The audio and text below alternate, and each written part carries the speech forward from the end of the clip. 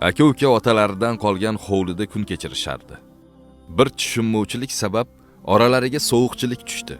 Gaplashmay qo'yishdi. Kunlar o'tgan sari o'rtadagi jarlik kattalashib borardi. Oxir-oqibat hovlini qarama-qarshi tomonlariga uy solib yashay boshlashdi. Bir kuni akani eshigi taqqilladi. Ostonada katta yoshlardagi odam turardi. "Men ustaman. Ish qidirib yuribman. Balki hovlingizda menbop yumush topilib qolar" dedi. "Ha, albatta. Hovlini kesib o'tgan ariqni ko'ryapsizmi? O'tgan haftada ukam kavlatdi. O'zicha hovlini ajratib, yerni chegaralab qo'ydi. Bu yerda yetarlicha taxta bor" dedi, omborxonasiga ishora qilib. "Siz hovlini butkul ajratish uchun o'sha ariq bo'ylab to'siq qo'yib bering." Usta darhol ishga kirishdi. Taxtalarni olib chiqib o'lchadi, kesdi, randaladi. Bu orada oxirgi kiyimlarini kiyib olgan aka uydan chiqib kelib so'radi. "Men bozorga ketyapman.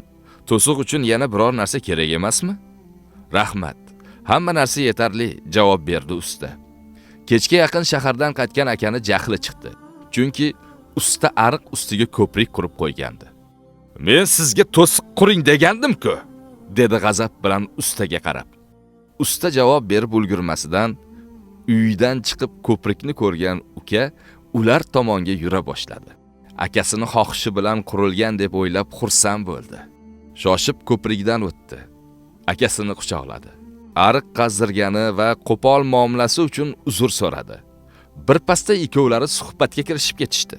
Bu orada kiyimlarini yig'ishtirib ketishga hozirlanayotgan ustaga "Shoshilmang, mehmonimiz bo'ling" deb taklif qildi aka.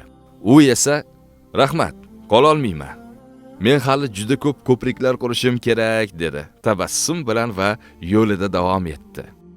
Ikki qadrdon arazlashganda ularni yana yaqinlashishi uchun g'ururlari yo'l qo'ymaydi. Yarashishni istasalar-da birinchi qadamni tashlay olmaydilar. Siz u biz hikoyadagi ariq kavlagan usta kabi emas, ko'prik yasagan usta kabi bo'lmog'imiz kerak.